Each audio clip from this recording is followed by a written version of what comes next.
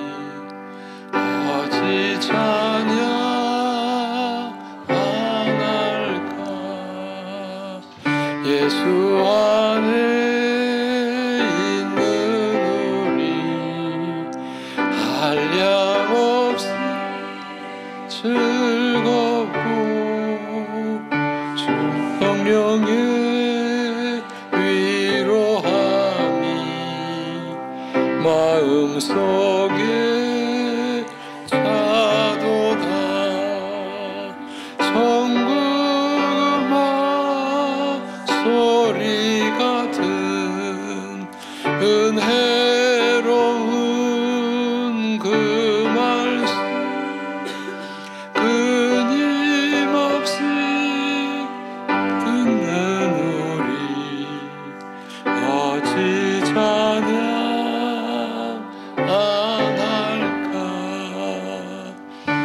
세상에 모진 풍파 지지 않고 불어도 주님 안에 보호받는 우리 마음 변하다 늘 깨어서 기도하고 저 천국을 바라며 주님만을 기다리니 어찌 찬양 안 할까. 아멘. 이제 우리 함께 사도신경으로 신앙 고백 드리겠습니다. 전능하사 천지를 만드신 하나님 아버지를 내가 믿사오며 그 외아들 우리 주 예수 그리스도를 믿사오니 이는 성령으로 잉태하사 동정녀 마리아에게 나시고 본디오 빌라도에게 고난을 받으사 십자가에 못 박혀 죽으시고 장사한 지 사흘 만에 죽은 자 가운데서 다시 살아나시며 하늘에 오르사 전능하신 하나님 우편에 앉아 계시다가 저리로서 산 자와 죽은 자를 심판하러 오시리라. 성령을 믿사오며 거룩한 공회와 성도가 서로 교통하는 것과 죄를 사하여 주시는 것과 몸이 다시 사는 것과 영원히 사는 것을 믿사옵나이다. 아멘.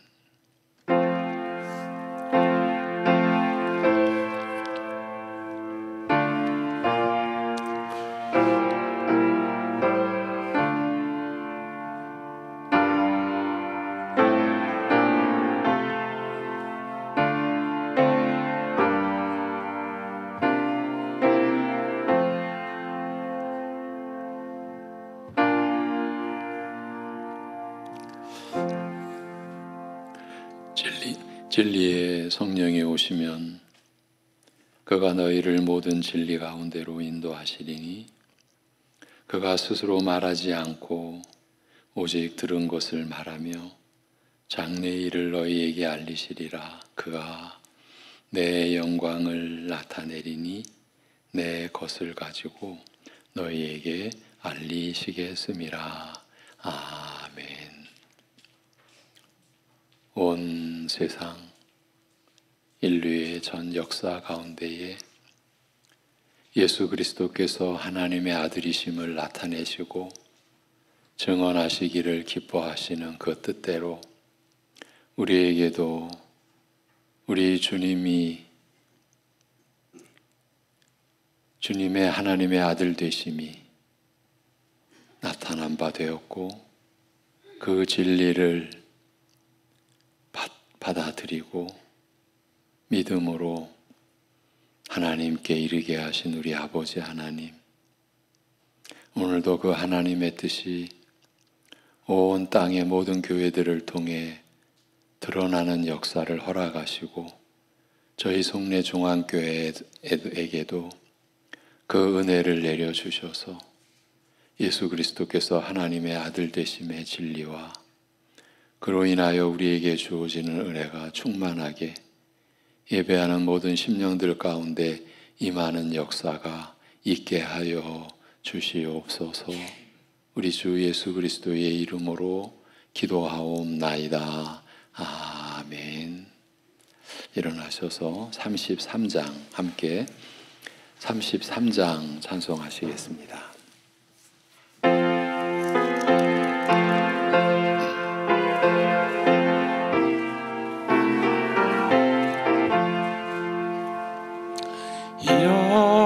영광스러운 주를 보라. 고난받은 그 모습 승리하고 오실 때에 만민 경배하리라. 왕의 왕이 되신 주께 멸류관을 드리세. 왕의 왕이 되신 주께 멸류관을 드리세. 보좌 위에 계신 주께 멸류관을 드리세. 전군 천사 소리 높여 주를 찬송하도다. 왕의 왕이 되신 주께 멸류관을 드리세. 왕의 왕이 되신 주께 멸류관을 드리세. 죄인들이 조롱하며 가시관을 씌웠네. 성도들과 천사들은 주의 이름 높이네. 왕의 왕이 되신 주께 멸류관을 드리세.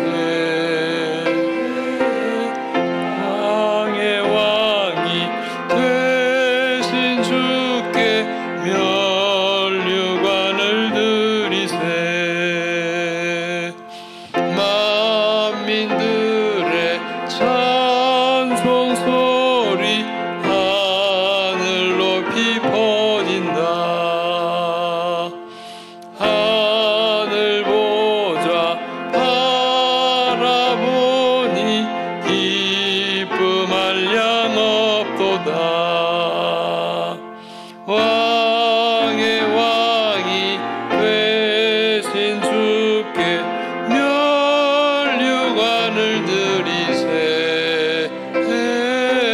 왕의 왕이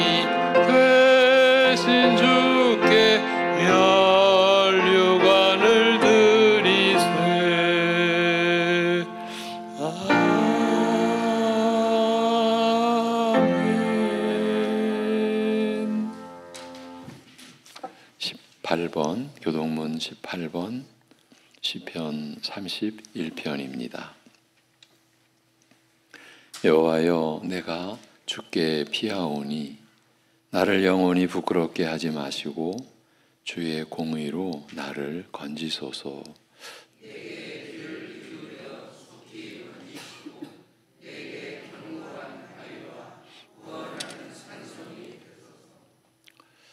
주는 나의 반석과 산성이시니 그러므로 주의 이름을 생각하셔서 나를 인도하시고 지도하소서.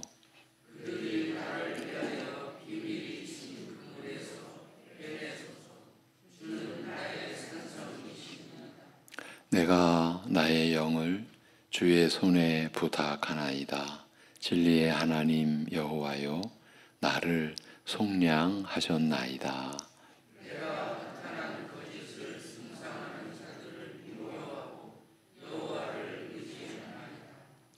내가 주의 인자하심을 기뻐하며 즐거워할 것은 주께서 나의 고난을 보시고 환난 중에 있는 내 영혼을 아셨으며 나를 원수의 수중에 가두지 아니하셨고 내 발을 넓은 곳에 세우셨음이니이다. 아멘.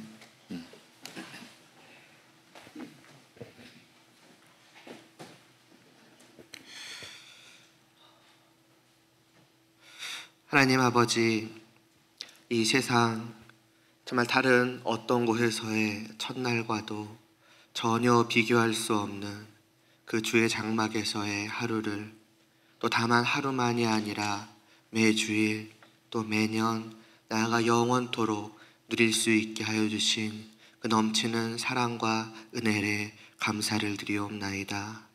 다른 곳에 정말 이 땅의 모든 것이 있을지라도 거기에 하나님이 계시지 않는다면은 그것이 무슨 소용이 있겠으며 또 의미가 있겠으며 거기에 무슨 기쁨과 무슨 행복이 있겠습니까?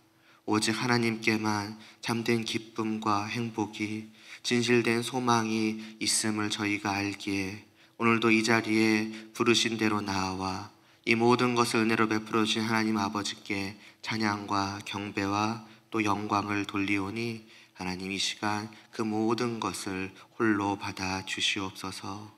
이러함에도 불구하고 또 때때로 또 어쩌면 지난 한 주간을 살아오는 가운데에도 정말 하나님의 품 안에서의 하루를 택하기보다도 이 세상에서의 정말 다른 것을 누리며 살기를 또한 택해왔다면은 그러한 저희들의 어리석은 또 선택과 그렇게 하도록 만든 저희들의 마음을 긍휼히 여겨 주시옵시고 다시 한번 오늘 이 시간을 통하여서 오직 하나님만이 계심을 알게 하여 주시옵시고 하나님만이 하늘 위에 계셔서 그 위에 보좌를 펴시며 만왕의 왕 되시며 그렇게 그 발 아래 엎드려 그분께 찬양을 돌리는 것만이 우리에게 있어서 유일한 행복임을, 그것이 진실된 생명으로 살아가는 인생임을 다시 한번 깨달아 알게 하여 주시옵소서. 이를 다만 머리로만 알고 돌아가는 것이 아니라 이 시간 우리의 마음이, 우리의 영혼이 믿음으로 이를 깊이 누려 진실로 깨달아 알게 하여 주시옵시고 또 한 주를 살아갈 때에는 우리가 머리에 따르는 선택으로 살아가는 것이 아니요 오직 믿음으로 우리가 진실로 알고 있는 바에 우리의 마음이 움직여 하나님께로만 나아갈 수 있는 그러한 진실로 복된 삶의 길을 저희가 한 걸음 한 걸음 걸어갈 수 있도록 은혜를 베풀어 주시옵소서. 이를 위하여서 이 시간도 저희에게 말씀을 주시오니 그 진리와 그 생명의 진실로 기쁜 소식을 저희가 듣게 하실 때에 다만 귀로만 듣고 넘어가지 않게 하여 주시옵시고 이 말씀이 저희에게 믿음으로 받아들여질 수 있도록 하시사 진실로 하나님의 말씀이 하늘로부터 내려오는 그 복된 선물을 저희가 받고 돌아갈 수 있도록 하여 주시옵시고 이 말씀이 저희의 마음 가운데 잠시도 떠나지 않게 하시고 굳건하게 세워지게 하여 주시옵시고 저희의 모든 마음과 또 생각과 말과 행동 모든 삶을 주님 온전히 인도할 수 있도록 은혜를 베풀어 주시옵소서. 그 말씀의 인도하심에 결코 저희가 귀를 막고 또 눈을 감고 마음의 벽을 세우지 않게 하여 주시옵시고, 온전히 순종함으로 저희의 모든 헛된 생각과 의지를 다 내려놓고 그 말씀의 인도하심을 붙잡고 따라갈 수 있는 그런 어린아이와 같은 심령으로 또 한 주를 살아갈 수 있도록 은혜를 베풀어 주시옵소서. 이 모든 것을 참으로 놀라운 은혜와 자비와 사랑과 긍휼로 이루어 주실 하나님께 영광을 돌려드리오며 예수님의 이름으로 기도드리옵나이다.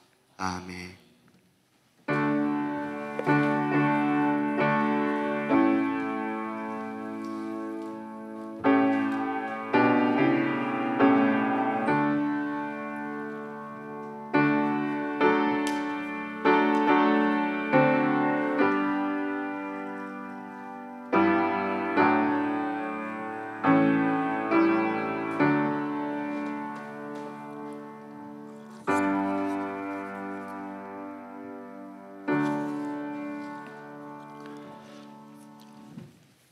201장 이어서 201장 찬송 드리겠습니다.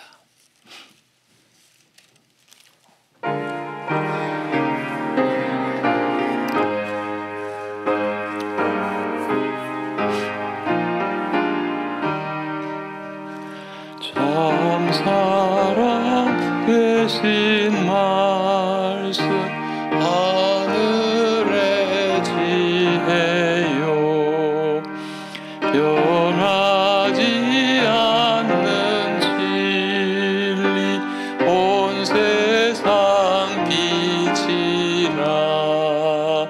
주 말씀 성경에서 찬란히 빛나고 내 길에 등불 되니 늘 찬송하리라. 주께서 세운 교회 이 말씀 받아서 그 귀한 빛을 비춰 온 세상 밝힌다. 귀중한 성경 말씀 금보다 귀하고 주님의 귀한 모습 잘 드러내도다. 이 말씀 깃발처럼 드높이 날리니 여두운 바다 위에 등대와 같도다.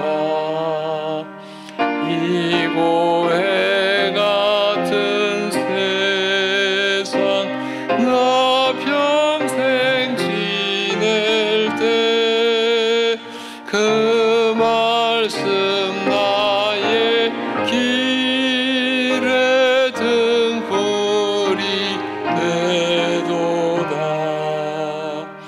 주님의 몸된 교회 빛나는 등 되어 이 세상 만민 앞에 비추게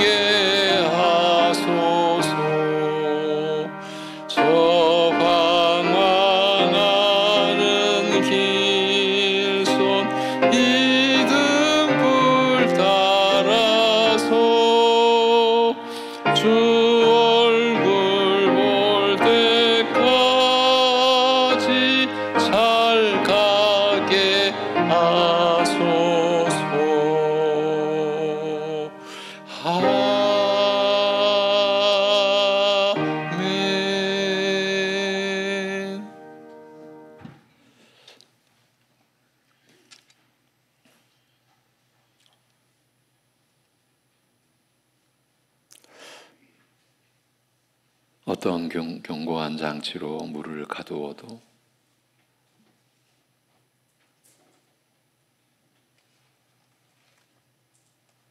작은 틈새, 사람 눈에 보이지 않는 틈새를 통해서도 물은 새어나오듯이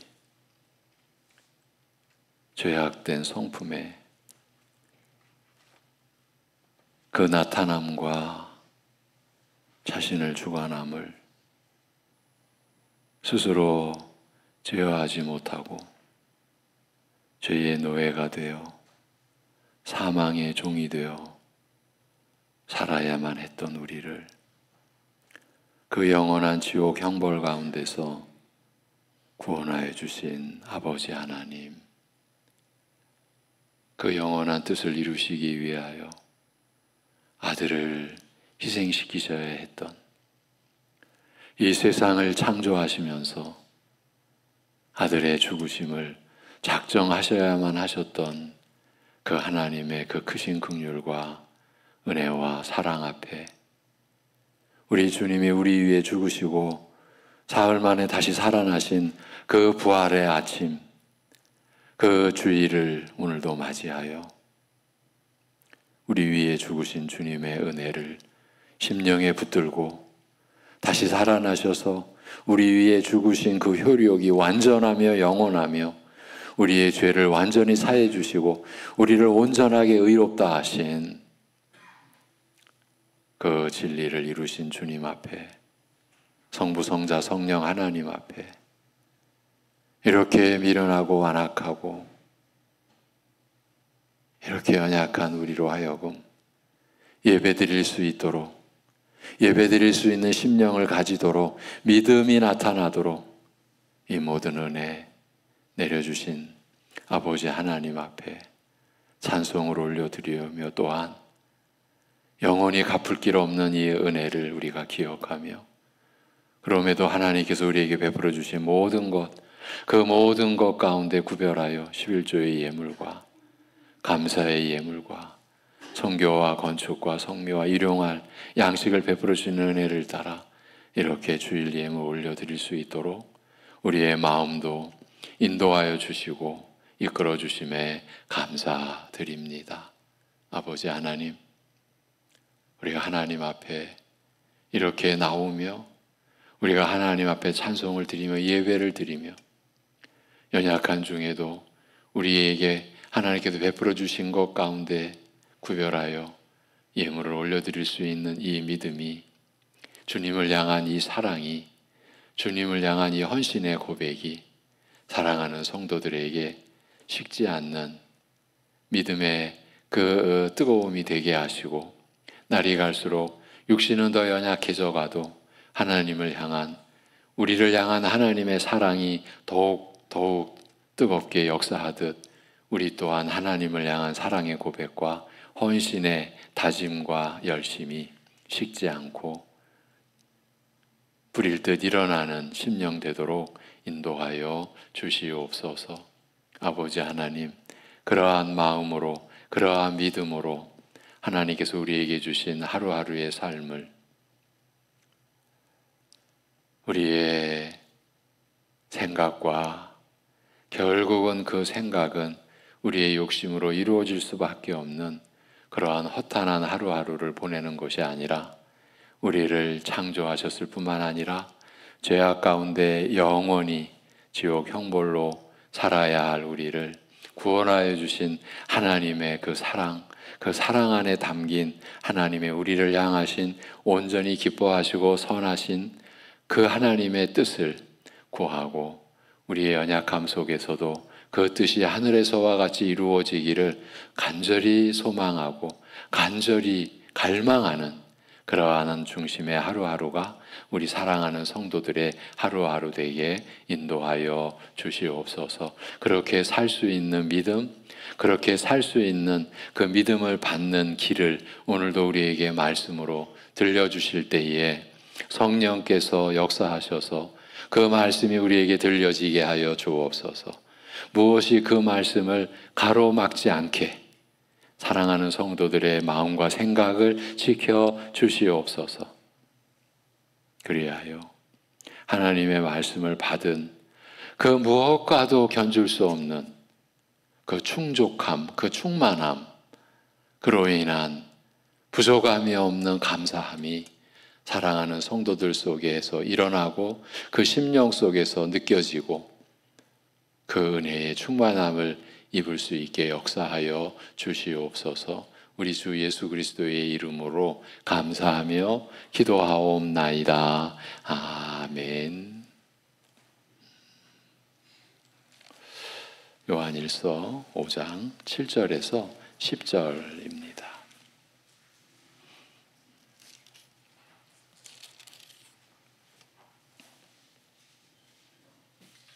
요한일서 5장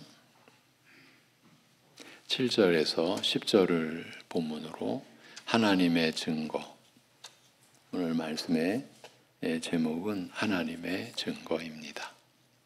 증언하는 이가 셋이니 성령과 물과 피라.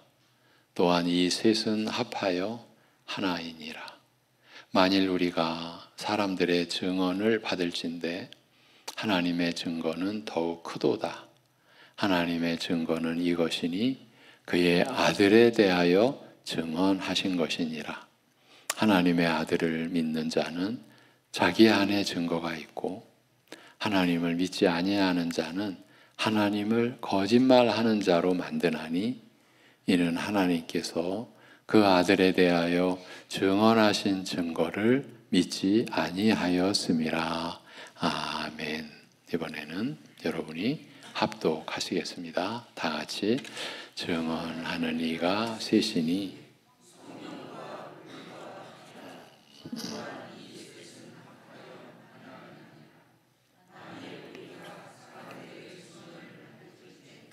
하나님의 증거는 더욱 크도다. 하나님의 증거는 이것이니 그의 아들에 대하여 증언하신 것이니라. 하나님의 아들을 믿는 자는 자기 안에 증거가 있고 하나님을 믿지 아니하는 자는 하나님을 거짓말하는 자로 만드나니 이는 하나님께서 그 아들에 대하여 증언하신 증거를 믿지 아니하였음이라. 아멘. 오늘 본문은 4절 이후부터 계속되어 왔던 그리스도인의 우리 신자들의 능력과 관련되어 있습니다. 그리스도인의 능력. 사도는 앞에서 주님과 사귐을 갖는 자들, 누굽니까? 여러분, 그리스도를 믿는 신자인 주님과 사귐을 갖는 이들은 의와 사랑을 이루는 자들이라고 말하고 그 사랑을 이루는 것은 계명을 지키는 것과 동일한 것이라 했습니다. 사랑을 이루는 것이 계명을 지키는 것이다라는 그 말씀이 주는 확실한 개념은 우리가 사랑하는 것도 우리 마음대로 될 일이 아니라는 거죠. 그런 다음 그 크고 무거운 계명을 어떻게 지킬 수 있는가, 곧 어떻게 서로 사랑할 수 있는가를 말씀하시는 것이 4절, 5절 말씀이었습니다. 두 가지 측면에서 언급이 되었습니다. 곧 오직 하나님께로서 난 자들만이 세상의 회방을 물리치고 사랑을 행할 수 있는 자들이라 하였고, 두 번째로는 그들이 가진 예수 그리스도에 대한 믿음만이 그 일을, 그 계명을 지키고 사랑을 행할 수 있는 그 일을 가능하게 하는 실질적인 능력이라, 이것이 그리스도인의 능력이라 하였습니다. 거듭난 자 된 그 신분과 예수님은 하나님의 아들이심을 믿는 믿음에서 계명을 지켜 사랑을 이룰 수 있는 놀라운 힘을 얻을 수 있다라고 했습니다. 믿음을 가진 거듭난 자들만이 이 복된 일을 계명을 지켜 서로 사랑할 수 있는 이 일을 행할 수 있다라는 의미였습니다. 아주 단순한 이야기를 잠깐 들려드리고, 여러분, 우리는 다 가정이라는 울타리 안에서 살아갑니다. 화목한 가정이 있고요. 안타깝지만 그렇지 못한 가정이 있는 것이 현실입니다. 부모의 입장에서 가정이 화목하기를 바라는 것만큼 또 다른 소망이 있을까요? 이게 이제 두 사람이 결혼을 해서, 남자와 여자가 결혼을 해서 한 가정을 이루고 자녀를 낳고, 그게 가정의 단위잖아요. 그런데 그 가정이 화목한, 당연히 그래야 되는 건데 현실은 그렇지 않죠. 그 안에 아픔이 있고 상처가 있고 그것이 고통이 되고. 왜 제가 이 얘기를 합니까? 하나님 우리 아버지께서 천국을 이루셨다.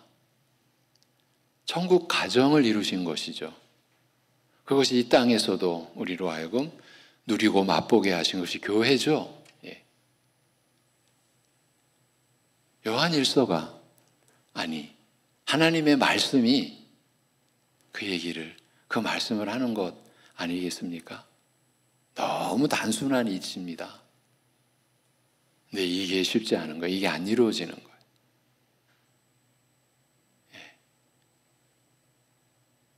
우리의 죄된 그 본질과 본성과 그 모습 때문 아닙니까? 근데 이러한 우리를 그대로 두지 않으시고 우리를 새롭게 빚어가시고 계시는 거죠. 그래서 우리가 하나님의 말씀을 받는 겁니다. 여러분, 이건 단순히 의식이 아닙니다. 그냥 하나의 어떤 치러야 할 어떤 그 의식, 의례적인 어떤 형식. 주일날 찬송 드리고 그저 말씀을 받고 기도하고 그냥 돌아가고. 여러분, 이게 아닙니다. 지금 하나님께서 우리에게 말씀하시는 것이죠. 우리를 새롭게 빚어가고, 그래서 우리가 이루어가고 있는 삶을 하나님의 그 사랑으로 채워주시려고 하고, 그 사랑이 나타나도록 우리 같은 죄인들을 위해 아들을 죽이시기까지 하신 그 사랑이 우리가 살아가는 모습이 되기를 바라시는 거죠. 그 얘기입니다. 해를 넘기면서 2023년부터 시작된 그 말에 11월부터 시작된 요한일서의 말씀, 너무나 명확하게 하나님의 말씀 우리에게 주어지고 있습니다. 그런데 과연 이 말씀을 받는 교회가, 교회의 지체된 여러분이, 우리가 이 말씀을 그렇게 받고 있느냐, 이건 별개의 문제입니다. 우리가 이 말씀에 의지를 갖지 않는다면, 마음을 두지 않는다면, 또 우리의 귀전을 그냥 스치고 지나간 그냥 소리에 불과한 거죠. 누가 가장 가슴 아파하시겠습니까? 이 예배를 받으시는 하나님 아버지이시죠.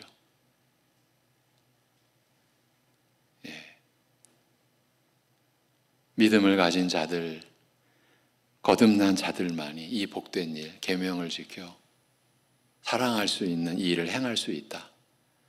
그런 의미의 말씀을 우리가 계속 받아오고 있어요. 그런 내용 다음 지난주에 살핀 대로 6절에서는 왜 예수를 하나님의 아들로 믿는 믿음이 그 능력을 갖게 하는가? 예수님에 대한 그 믿음이 어떻게 사랑으로 살아갈 수 있는 그런 능력을 갖게 하는가를 설명했습니다. 예수님은 물과 피를 통하여 오신 분이기 때문이라. 그 물세례를 통해, 세례라고 하는 것은 죄를 씻음받을 그 죄인들이 받는 세례인데, 죄 없으신 예수님이 세례를 받으셨어요. 죄인들과 하나 되신 것이죠. 그렇게 물세례를 통해 죄인의 처지와 같이 되시고 우리의 죄가 되어주신 것이죠. 우리의 죄를 담당해 주신 것이 성경은 우리의 죄가 되어 주셨다라고까지 말씀을 하세요. 그게 물로 오신 분이라는 것이고, 또 피를 통하여 오신 분이라 그 피의 죽음으로. 여러분, 교회 안에서도 참 괴상한 분들이 또 있어요. 피만 막 강조해요. 여러분, 피는 예수님의 죽음을 가리키는 거예요. 네. 그 피의 죽음으로 그 모든 우리의 죄의 권세를 깨뜨리신 분이기 때문이라고 했습니다.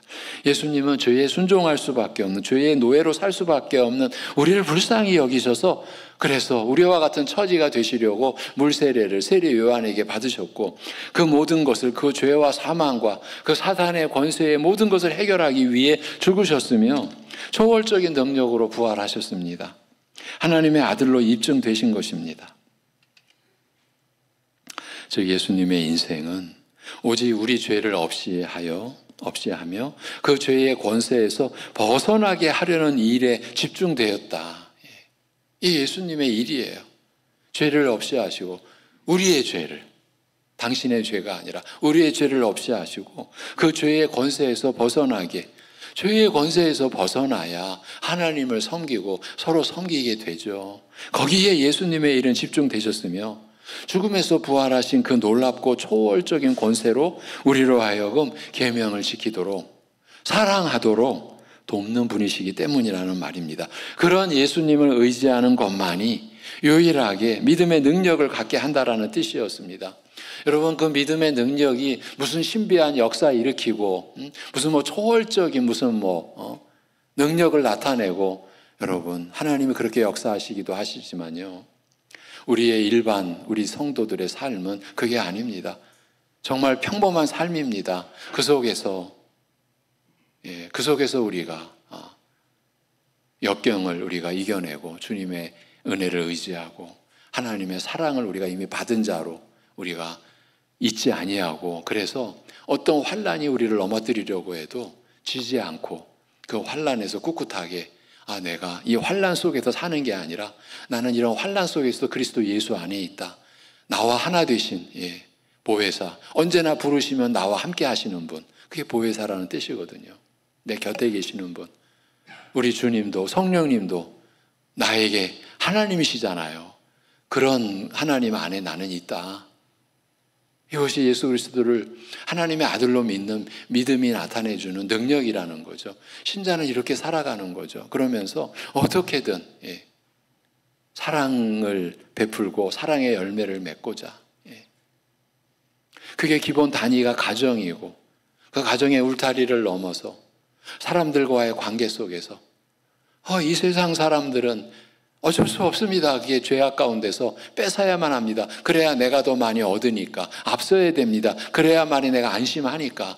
그래서 어떻게든 밀어 넘겨뜨리면서도 내가 앞서 나가야 되고, 여러분, 세상은 그럴 수밖에 없습니다. 우리 역시 그랬습니다. 그런데 이제 우리는 그렇게 살 수 없는 사람이 된 거죠. 왜? 예수님과 하나가 되었으니까. 하나님의 사랑에 우리가 이제 변화된 사람, 변화되어가는 존재가 되었으니까 우리는 육신과 물질과 그 세상 것에 소망 두지 않은 거죠. 거기에 집착하던 우리의 마음이 이제는 벗어난 거죠.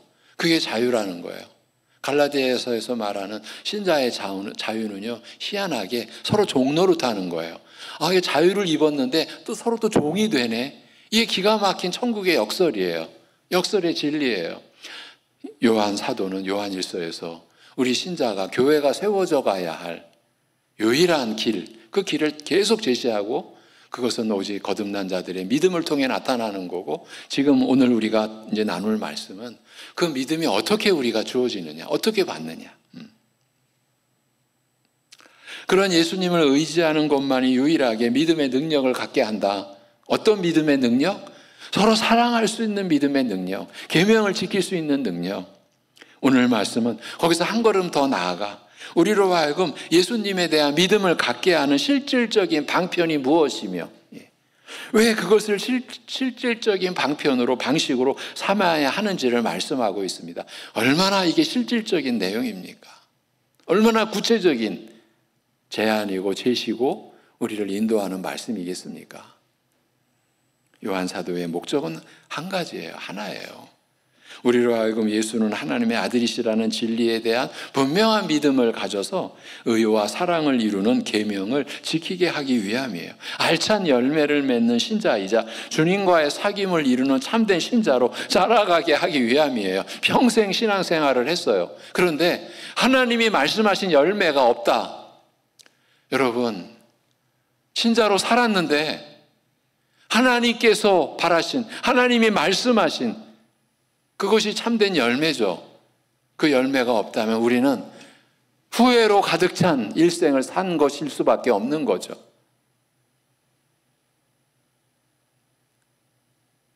이런 말씀을 우리가 그냥 귓전으로 듣고 흘려버릴 수 있는 말씀이 되겠어요? 이 시간 역사하시는 성령님, 진리의 영이신 성령님을 우리가 의지하고 이 말씀을 우리가 받아야 하는 거예요. 받으셔야 됩니다. 예수를 믿는 믿음이 계명을 지킨다고 했을 때, 예수를 믿는 믿음이 계명을 지키고 사랑할 수 있는 능력이 된다고 했을 때 그 믿음은 저절로 생기는 것이 아닙니다. 또는 내가 예수님을 믿는다고 구호를 외친다거나 매일 속으로 다짐한다고 해서 생기는 것이 아닙니다. 그건 빈 깡통과 같습니다. 막상 뚜껑을 열어보면 꺼냈을 믿음이 아무것도 없는 것이에요. 어려운 일이 닥친다거나 믿음을 발휘해야 하는 시험을 만났을 때에 아무 소용없는 껍데기 믿음입니다. 계명을 지키고 사랑을 이루는 것에 열정이 있고 그럴 마음이 생기고 그렇게 할 힘을 얻는 것은 초월적인 능력에 속한 일이에요. 그런 믿음을 어떻게 얻을 수 있는가를 가르치고 있는 것이에요. 먼저 예수님에 대한 참된 믿음을 갖게 하는 실질적인 방편이 무엇인지에 대해 언급을 합니다. 6절 후반부부터 들려드리면 증언하는 이는 성령이시니 성령은 진리니라. 증언하는 이가 셋이니 성령과 물과 피라. 또한 이 셋은 합하여 하나이니라. 이 말씀은 하나님께서 그 방편을 이미 우리에게 주셨다. 이미 우리에게 제시해 주셨다는 그 말씀, 그 뜻이에요.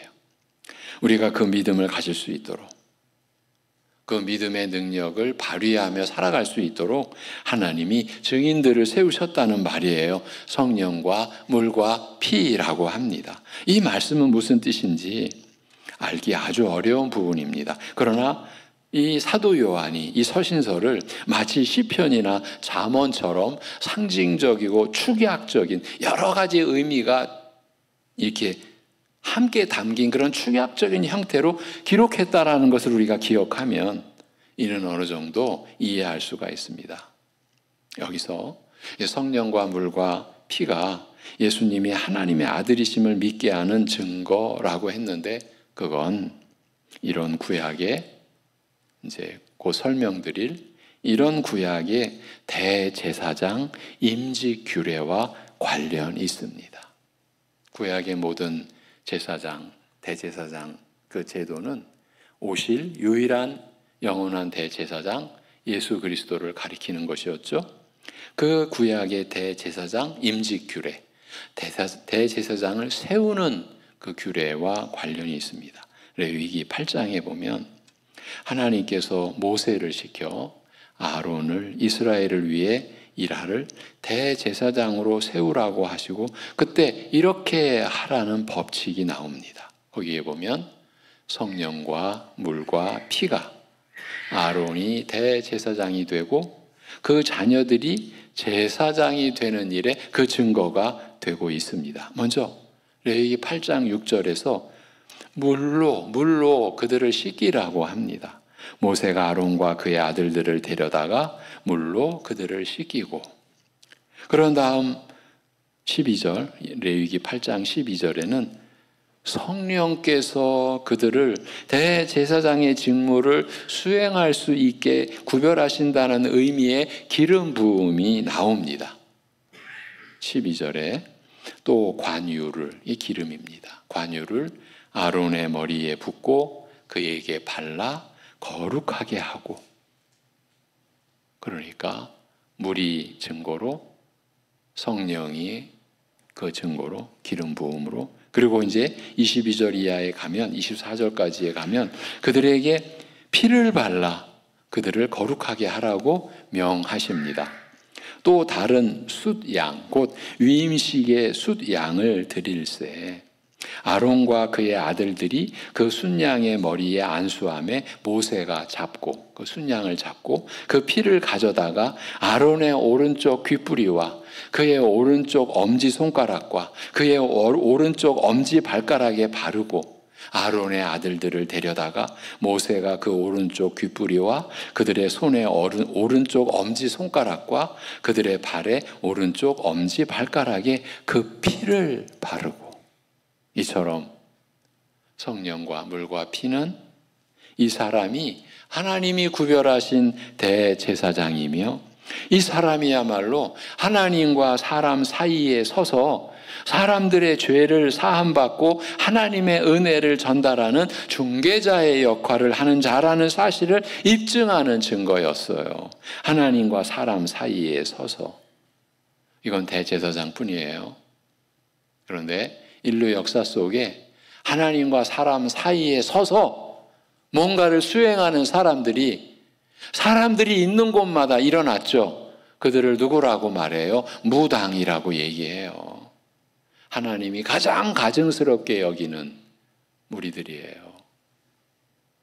그런데 그런 무당이라는 그런 이름을 가지고 하나님과 사람 사이에 서 있는 것처럼 행사하는 그런 사람들 말고, 여러분, 한 교인이, 한 신자가 하나님과 사람 사이에 설 수 있는 것처럼 여길 수 있다라는 그 치명적인 위험성을 다시 한번 짚어드려요. 거기로 가시면 안 됩니다. 예수 그리스도를 제치고 하나님 앞에 나아가는 거예요. 그건 저주예요. 내가 곧 길이요 진리요 생명이니 나로 말미암지 않고는 아버지께로 올 자가 없느니라는 이 요한복음 14장 6절의 말씀은 여러분의 삶의 전반에 걸쳐서 적용이 되는 말씀이에요. 제가 성도님들에게 이 말씀을 암송하세요라고 할 때 유일하게 이 구절, 요한복음 14장 6절, 그리고 짝을 이루는 디모데전서 2장 5절, 하나님은 한 분이시요 하나님과 사람 사이에 중보자도 한 분이시니 그 사람이신 예수 그리스도시라. 예수라. 거기에 사람을 왜 강조해요? 예수님은 하나님의 아들, 하나님이시잖아요. 근데 사람으로 오셨어요. 하나님이시면서 사람이신 분, 한 인격 안에 신성과 인성을 가지신 분, 그분만이 중보자가 되세요. 하나님과 사람 사이에. 그래서 이 진리를 받은 교회들은 중보기도라는 말을 안 써요. 못 써요. 두려워서 못 써요. 예. 제가 중보기도를 하고 있는 중보기도단을 만든 교회에 훈련받은 사람에게 물었어요. 뭘 교육받았냐? 놀랍게도 중보자의 조력자가 되는 훈련을 받았다는 거예요. 그게 제 동생이에요. 예, 제 동생이니까 제가 막 뭐라 그랬죠. 생각해봐라. 그게 말이 되냐? 하나님과 사람이신 예수 그리스도의 조력자가 어떻게 우리 같은 죄인들이 피조물이 되냐? 근데 그게 되고 있어요. 제가 제 동생에게 그랬어요. 제 동생이 지금 이제 70 바라보는 동생이에요. 너희 교회에서 그런 말 하지 마. 그냥 너만 그냥 하지 말어. 왜? 말씀을 전체적으로 받지 않으면 싸움만 일어나. 12만부터. 예. 근데 여러분도 아시잖아요. 지금 기독교 방송을 다 들어도 뭐 라디오나 TV나 뭐 유튜브나 다 중보기도. 이게 지금 이 진리가 이렇게 그냥 혼잡해진 거예요. 여러분, 제가 잘나서 우리만 뭐 특별해서 이런 얘기하는 거 아니에요. 그런 진리에 굳건하게 서서 그런 세상에 그렇게 교회들이 아무리 가도 그런 거에 휩쓸리지 않는 교회들이 전 세계에 곳곳에 있고 부천에도 있고, 우리 송내중앙교회는 그런 진리의 교회로 서기 위하여 그냥 발버둥을 치고 있는 교회다. 그렇게 이해하셔야 우리의 자세가 바르다고 생각을 해요. 그런 차원에서 한번 짚고 가는 거예요. 지금 우리 너무 중차대한 얘기를 하고 있는데 제가 너무 많이 시간을 썼네요. 그렇게 성령과 물과 피는 이 사람이 하나님이 구별하신 대제사장이며, 이 사람이야말로 하나님과 사람 사이에 서서 사람들의 죄를 사함받고 하나님의 은혜를 전달하는 중개자의 역할을 하는 자라는 사실을 입증하는 증거였습니다. 하나님이 모세에게 그런 법칙을 주셨고, 이후로 누구든지 오직 그 규례를 따라서만 대제사장이 되었음을 확증받을 수 있었습니다. 그리고 구약의 이런 모든 규례는 다 예수님의 우리를 위한 대제사장 되신다는 사실을 믿게 하기 위한 예표였습니다. 예수님께서 물세례를 받으시고 그때의 성령께서 비둘기같이 임하셔서 이는 내 사랑하는 아들이요 내 기뻐하는 자라고 하셨다는 마태의 증언과, 또 우리가 익히 알다시피 그가 피 흘려 죽으셨다라는 사실은 이 예수야말로 구약 성경이 예표해 놓은 바로 그 대제사장이라는 그 점을 증거하고 있다라는 것이에요. 아론을 대제사장으로 세울 때의 규정은 장차 예수님이 신령한 이스라엘의 참되고 유일한 대제사장으로, 유일한 새 언약의 중보자로 오실 때 그에게 일어날 일이 무슨 뜻인지 알게 하는 증거로 하나님이 미리 수천 년 전에 모세에게 주신 것이었다라는 말이에요. 성령과 물과 피는 예수님이야말로 진정한 대제사장의 직분으로 오신 분임을 믿게 하는 그 증거입니다. 그 세 가지는 하나님이 미리 제시해 놓으신 증거입니다. 이 셋이 합하여 하나이니라, 예수님이 누구신가에 대해 일관된 증언을 하는 증인들이라는 말입니다. 성령과 물과 피가 하나같이 예수님이 하나님의 아들이심을 증언하고 있다라는 것입니다. 여기 이 말씀은 요한 사도의 특성을 볼 때 단순히 레위기 8장에만 해당되는 것이 아니라 성경 전체가 그 사실을 증명하고 있다는 말입니다. 여기서는 그 대표성을 언급한 것입니다. 누가가 기록한 누가복음 24장에서 예수님께서 친히 모세의 율법과 선지자의 글과 시편에, 이렇게 말하면 모세의 율법, 선지자의 글, 시편, 이렇게 말하면 구약 성경 전체를 다 아우른 거죠. 모세의 율법과 선지자의 글과 시편에 나를 가리켜 기록된 모든 것이 이루어져야 하리라 한 말이 이것이라고 말씀하신 것처럼 성경은 다 그를 주인으로 하는 기록인 거예요. 그를 증언하도록 하나님이 주신 말씀이 성경인 거예요. 역사와 능력과 하늘과 땅의 모든 존재를 동원해 예수는 하나님의 아들이심을 증언해 놓은 것이 성경인 것이에요. 그러므로 오늘 본문의 이 8절 말씀은 예수께서 하나님의 아들이심을 믿게 하는 실질적인 방편은 성경이라고 하시는 거예요. 성령과 물과 피는 그 핵심을, 가장 중요한 뼈대를 언급한 것입니다. 무슨 말인가 하면 계명을 지키게 하는 힘인 믿음은, 우리가 사랑할 수 있도록 하는 힘인 믿음은 예수님을 하나님의 아들로 믿는 믿음에서 나오는데, 예수님을 하나님의 아들로 믿는 그 믿음은 성경의 증언을 통하여 주어진다는 것이에요. 성경을 보는 것이 그 믿음을 갖게 하는 결정적인 힘이라는 말이에요. 믿음은 단지 기도만 해서 주어지는 것이 아니고 믿자 하면서 자기를 독려하는 것으로 생기는 것도 아니고, 계명을 지키기까지 효력이 있는 그 믿음은 성경의 증언을 살필 때 거기서 생기는 것이라는 그 말이에요. 그러면 성경이 왜 믿음을 갖게 하는 실질적인 방편인가 하는 것을 구절이 말씀을 하는 거예요.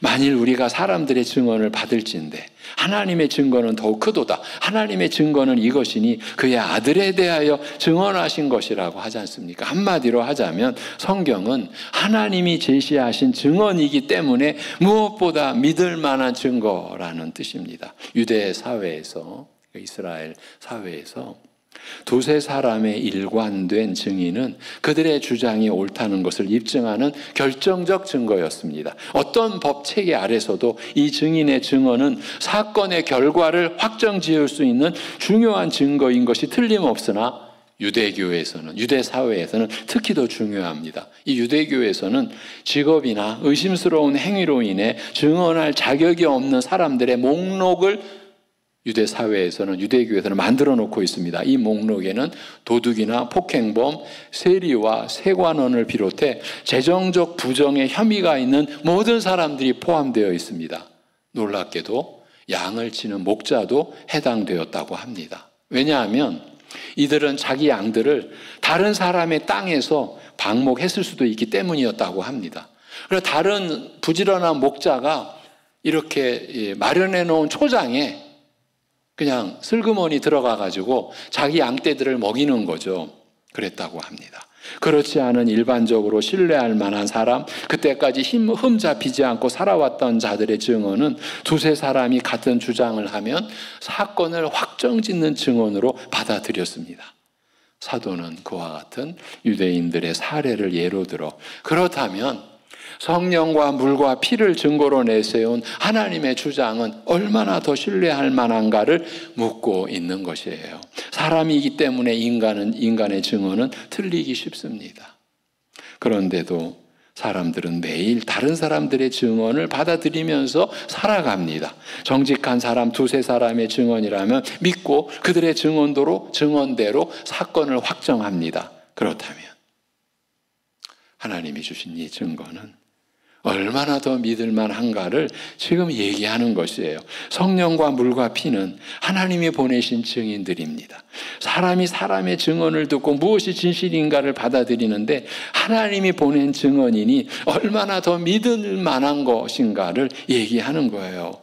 성경은 하나님이 보내신 증언 목록입니다. 증언 목록. 예수는 하나님의 아들이심을 믿게 하는 증언들로 가득 차 있어요. 그게 성경입니다. 그 어떤 다른 것보다 신뢰할 만한 분의 증언입니다. 회전하는 그림자도 없으시며 자기 이익을 위해 거짓 증언할 이유가 없으신 하나님의 증언인 거예요. 그런 시각으로 이 증언을 보는 것이야말로 믿음을 가질 수 있는 유일하고 효력이 있는 방편이라.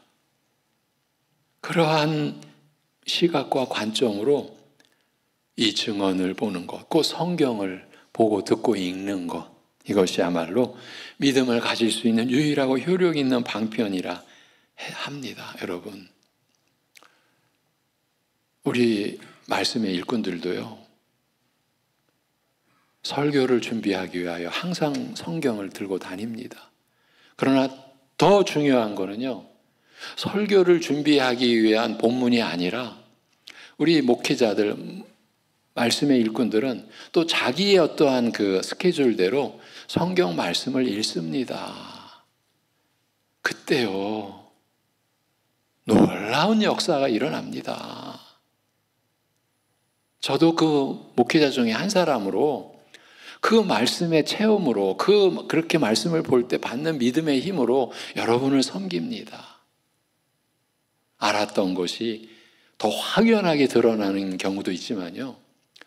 내가 이러한 말씀을 내가 한두 번 본 게 아닌데 이 말씀이 이런 뜻이었어? 깜짝 놀랄 때가 있습니다. 그게 무슨 특별하게가 아니라 그냥 매일 일상에서 일어난 일인 거예요. 성경을 봄으로써. 예. 그렇다고 저는 많이 못 봅니다. 매일매일 보는데 많이 못 봐요. 그러나 조금씩 한 구절이라도, 어떤 경우에는 한 구절입니다. 한 구절을 보는 거예요. 오늘 내가 하나님의 양식을 먹어야지. 하나님이 주시는 생명의 양식을 먹어야지. 예. 그 안에서 힘을 얻고 오늘 여러분과 나누는 이 말씀 그대로인 거예요. 사도는 그 점을, 그러니까 믿음을 가질 수 있는 유일하고 효력 있는 방편이 하나님이 증거해 주신 증언의 말, 성경을 보는 것, 그 점을 10절에서 더욱 강조하고 있어요. 하나님의 아들을 믿는 자는 자기 안에 증거가 있고, 하나님을 믿지 아니하는 자는 하나님을 거짓말하는 자로 만드나니 이는 하나님께서 그 아들에 대하여 증언하신 증거를 믿지 아니하였음이라고 말씀합니다. 하나님의 아들을 믿는 자는 자기 안에 증거가 있다는 말은 성경의 증언을 받아들일 때 성령님을 통해 자기 안에 하나님의 아들에 대한 참된 믿음을 갖게 된다라는 그 말이에요. 그러니까 성경을 볼 때 성령께서 우리의 믿음을 확증해 주세요. 아, 이렇게 되는 거, 이게 믿음이구나. 확증해 주신다는 거죠. 참된 믿음을 갖게 해 주신다는 말이에요. 예수를 믿는다는 것은 성경에서 말씀해 놓으신 진리가 그 심령 안에서 증거로 확고히 자리하고 있기 때문이라는 말이에요. 그게 예수를 믿는다는 것이에요. 성령께서 성경을 믿음의 근거요, 예수님에 대한 증거로 사용하셨다는 말이에요. 그 열매가 예수를 믿는다라는 것이에요. 반면에 하나님을 믿지 않는 자들은 하나님을 거짓말쟁이라고 여긴 것과 같다고 합니다. 예수님을 하나님의 아들로 믿지 않는다는 것은 성경을 통해 증언해 놓으신 하나님의 증언을 믿지 못하겠다는 것과 같다는 것이죠. 즉 예수님을 믿지 않는다는 것은 하나님을 도둑이나 폭행범, 세리와 사기꾼으로 여기는 것과 같다는 말이에요. 여기서 우리는 진리가 무엇인지를 정확히 알아야 하는 판사와 같은 입장에 있어요. 판사와 같은 입장. 판사는 검사와 변호사가 제시하는 증거들이나 증인들을 정확히 살펴보고 판결을 내려야 하는 책임을 지고 있습니다.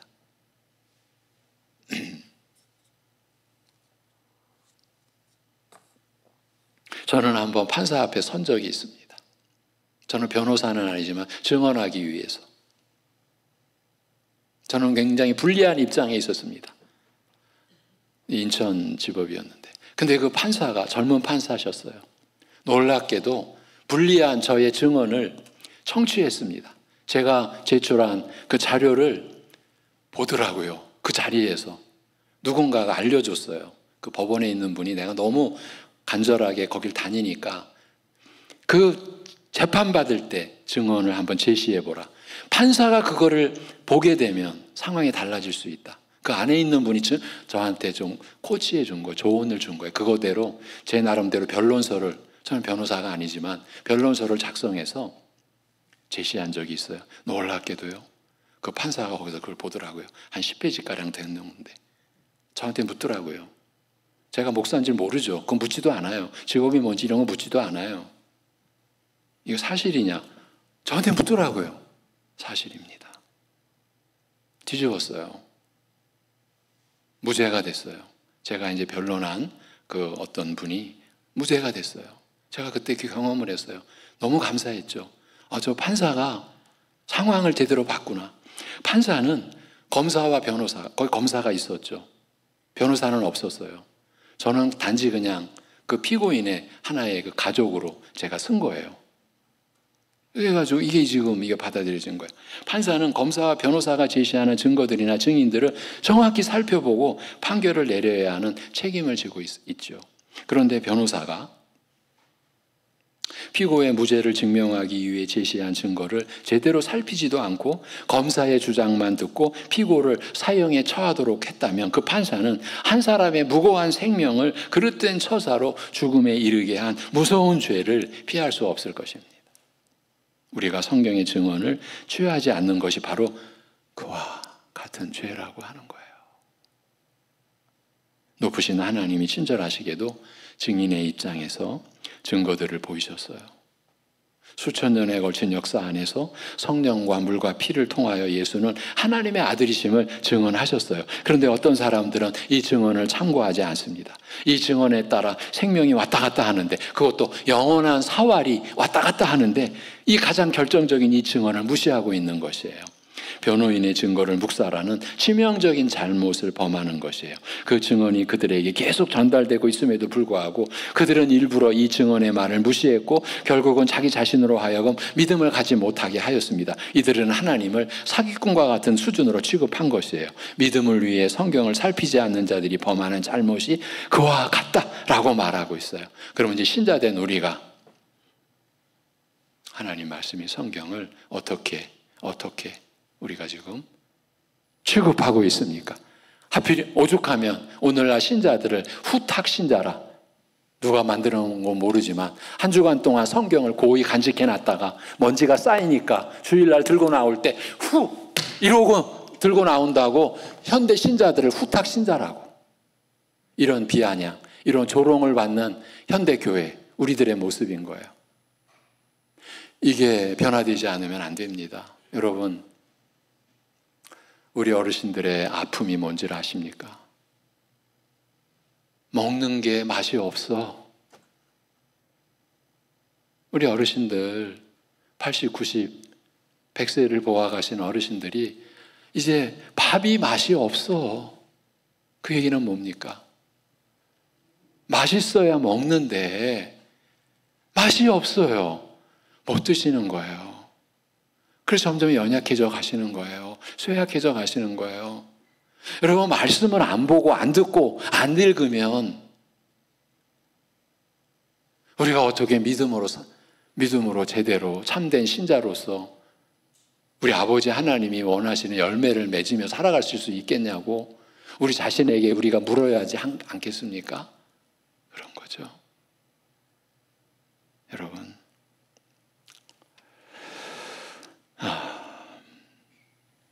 그 믿음을 갖고 더욱 든든히 하기 위해서는 계속 하나님의 말씀을 살펴야 한다라는 것이에요. 유일하게 홀로 정의로우신 하나님의 증언을 계속해서 먹어야 한다는 말이에요. 거기서 믿음이 생긴다는 말씀이에요. 다시 정리하면서 말씀을 맺습니다. 주님과 사귐을 갖는 자들은 의와 사랑을 행하게 되어 있습니다. 특히 사랑을 특성으로 갖습니다. 그 사랑은 계명을 지키는 것과 같습니다. 그럴 때 계명 지키는 것은 온 세상에서 유일하게 거듭난 사람들만이 가능한 일이고 그들이 갖고 있는 믿음이 그 일을 가능하게 합니다. 그 믿음은 예수님이 하나님의 아들이시라는 사실을 바로 아는 데도 주어지고 그 지식은 하나님이 증언하신 것, 곧 성경에서 얻어지는 것이라는 말이에요. 그 계명을 지키게 하는 능력이자 힘인 믿음은 하나님의 말씀을 살필 때 얻을 수 있다는 것입니다. 그 힘을 얻기 위해서 성경의 증언으로 돌아가야 할 것이고 언제나 성경의 모든 증언을 깊이 살펴야 하리라는 것입니다. 하나님께서 우리에게 그 믿음을 주시기 위해 성령과 물과 피를 보내셨다는 것입니다. 즉 성경을 우리에게 주셨다는 말입니다. 예수님을 믿는다고 말만 하는 것은 믿음이 아닙니다. 믿음은 성령을 통해서 초월적으로 주어지지만 신비한 방식으로만 오는 것이 아닙니다. 우리가 평범하게 여기는 삶을 통해서 옵니다. 그 성경을, 그 평범한 삶 속에서 우리가 붙드는 그 성경을 하나님의 증언으로 알고 받아들이려 할 때 오는 것입니다. 그것을 성령이 사용하셔서 우리에게 믿음을 주시는 것입니다. 우리가 그 믿음을 갖기 위해 얼마나 더 성경을 사랑하고 그 앞에 무릎 꿇고 앉아야 하겠는가를 알게 하는 말씀이 오늘 말씀입니다. 믿음이 작다고 느껴질 때 그것을 크게 하고 강하게 하는 것은 다른 방법이 없습니다. 성경의 증언을 살펴봐야 합니다. 거기서 예수께서 하나님의 아들이심을 알 수 있는 증언들을 귀담아 들어야 합니다. 그럴 때 계명을 지켜 사랑에 이를 수 있는 복된 힘이 주어지기 때문입니다. 그것이 주님과 사귐을 갖는 자들이 보이는 복된 삶입니다. 우리가 다 그런 자리에 나아가야 하겠습니다. 기도드립니다. 하나님 아버지, 감사합니다.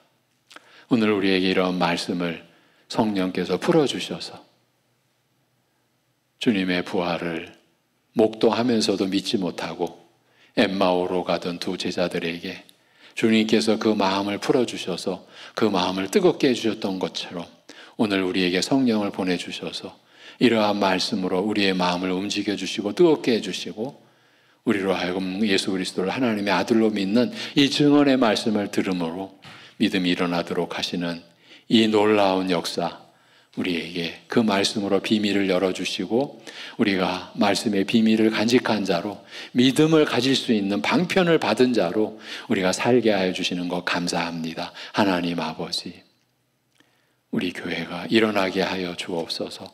우리 사랑하는 성도들이 그 삶에서 하나님을 향하여 머리를 들고 고개를 들고 허리를 펴고 무릎을 곧게 하고 하나님을 향하여 나아가서 일어서서 하나님이 우리에게 주신 그 증언의 목록, 말씀, 기록된 말씀 성경을 받들고 그 성경을 소중하게 여기고 우리가 매일매일 일용할 양식을 우리가 먹으며 살듯 우리가 일용할 양식으로 살게 하여 주신 하나님의 그 창조의 섭리가 질서가 우리가 하나님의 말씀으로 살게 하라 하신 그 뜻을 우리가 바로 깨닫고 매일매일 말씀의 양식을 취하며 그로 인하여 우리가 사랑할 수 있는 믿음, 계명을 지킬 수 있는 믿음의 힘을 받아서 그 믿음이 힘있게 우리 사랑하는 성도들의 삶 속에서 나타나고 발휘되고 작용해서 미움이 사랑으로 변하고 원수를 위하여 기도하고 축복을 빌 수 있는 그러한 변화된 심령,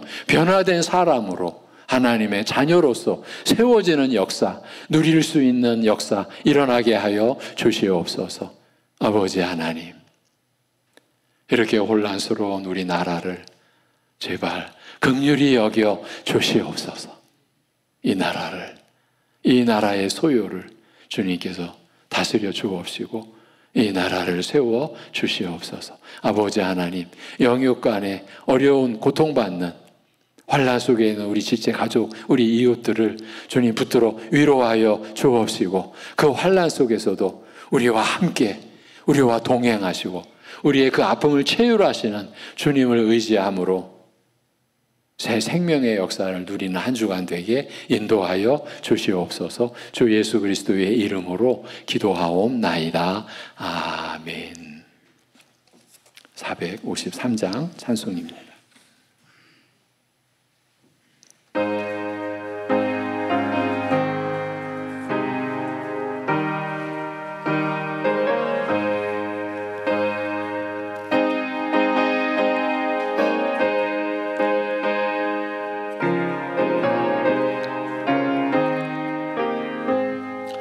예수도 알기 원하네. 크고도 넓은 은혜와 대속해 주신 사랑을 간절히 알기 원하네. 내 평생의 소원, 내 평생의 소원, 대속해 주신 사랑을 간절히 알기 원하네. 성령이 스승되셔서 진리를 가르치시고 거룩한 뜻을 깨달아 예수를 알게 하소서.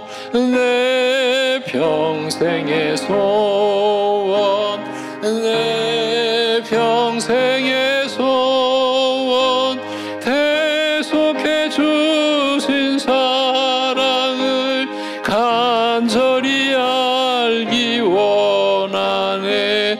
성령의 감화 받아서 하나님 말씀 배우니 그 말씀 한 절 한 절이 내 맘에 교훈 되도다.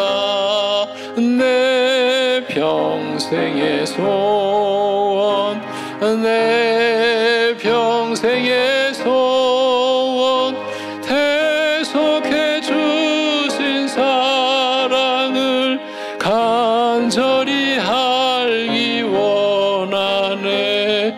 예수가 계신 보좌는 영광에 둘려 있도다. 평화의 왕이 오시니 그 나라 왕성하도다. 내 평생의 소원, 내 평생의 소원, 대속해 주신 사랑을 간절히 알기 원하네. 아멘. 네, 오늘 2부 예배 후에 공동의회가 있습니다. 지난해를 결산하고 새해를 준비하는 공동의회입니다. 공동의회의 관계로 언제나 세 번째 주일로 예정되어 있던 전도의 원래는 다음 주일 26일 주일로 연기하는 것을 양해 바랍니다. 오늘 저녁 예배는 올해 첫 헌신 예배로 재직 헌신 예배로 드리며 헌신 예배를 위한 찬양 연습이 저녁 6시 1층 유치부실에서 있습니다. 많은 참석 부탁을 드립니다. 제가 이제 이렇게 주일날 같은 경우에 이렇게 쭉 한 권, 성경 한 권을 설교하지 않습니까? 요한일서면 요한일서. 근데 제가 이제 매일 성경을 읽는 가운데 하나님의 은혜를 주셔서 재직 헌신 예배 같은 경우는 특별한 예배 아닙니까? 그때 하나님께서 사실 말씀을 주세요. 정말 주세요. 저는 받는 거죠. 오늘도 제가 그런 말씀을 여러분에게 전할 거예요. 네, 저는 알죠. 제가 받는 거예요. 제가 재직 헌신 예배 때 이러한 말씀을 전해야 되겠다. 이게 아니라 그냥 말씀을 받는 거예요. 그게 평범한 하루하루 성경을 보는 가운데 하나님이 주시는 은혜예요. 오늘 저녁에 또 그 은혜를 나눌 겁니다. 2025년 예배 안내부에서 봉사하실 분들 모집하는 광고 관심 가져주시기 바라고요. 우리 교단에서 새로 번역해서 제공하는 우리 신앙 고백서, 우리 장로교회 신앙 고백서 계속 판매하고 있습니다. 한 장을 넘기시면 이도한 선교사, 인도네시아에서도 아주 벽촌, 아주 그 어려운 곳으로 들어가서 선교하는 이도한 선교사를 위해 한 주간 기도하는 주간으로 삼았습니다. 진리 안에서 사랑의 역사하는 교회와 가정이 되도록 끊임없이 우리 민족과 나라를, 우리 신자들의 기도의 분명한 방향은 하나님의 사랑으로 우리 민족과 나라가 우리 주님 오실 때까지 보존되고, 그래서 이 세계를 섬기는 나라로 하나님이 우리 나라를 사용해 주시기를 우리는 구하는 거예요. 영육간의 연약한 교우들을 위해 여러분 참으로 수년 동안 항암 치료를 계속해 오고 있는 우리 가족들, 여러분 계시죠? 그건 보통 일이 아닙니다. 계속 기도해 주시고 여러 형태로 우리 어르신들도 우리 어린 자녀들에게도 그런 어려운 일들이 있습니다. 서로를 위해서 우리가 기도해야 돼요. 그게 우리가 사랑의 하나의 책무예요. 우리 이상희 집사님 시부상이 어제 있었습니다. 오늘 공동의회가 마치면 교회 차량이 이게 서울대학병원 장례식장이어서 아마 1시 20분에서 1시 30분 되지 않을까 싶습니다. 차량이 준비되어 있습니다. 오늘 묵상구절 누가복음 24장 44, 45절 읽고 제가 축도함으로 일부 예배 마무리하겠습니다. 다 같이 또 이르시되 내가 너희와 함께 있을 때에 너희에게 말한 바 곧 모세의 율법과 선지자의 글과 시편에 나를 가리켜 기록된 모든 것이 이루어져야 하리라 한 말이 이것이라 하시고 이에 그들의 마음을 열어 성경을 깨닫게 하시고 아멘. 축도하겠습니다.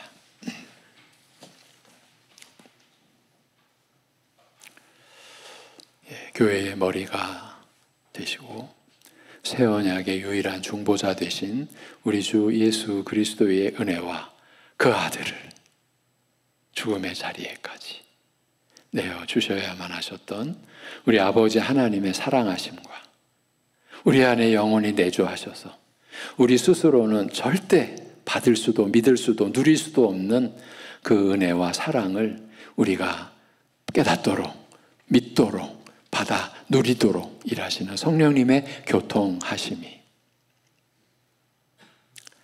예수 그리스도께서 하나님의 아들이심을 증언하는 그 증언 목록인 성경을 우리에게 주신 하나님의 뜻을 받들어 일용할 양식을 매일 취하듯 하나님의 말씀을 매일 취하며 그래서 하나님을 기쁘게 섬기며 살아가는 모든 이들과 이러한 믿음으로 다시금 서고자 하나님께 은혜를 구하고 그 믿음의 비밀을 구하는 모든 이들 안에까지 영원토록 함께 하시기를 주님의 이름으로 축원하옵나이다. 아멘.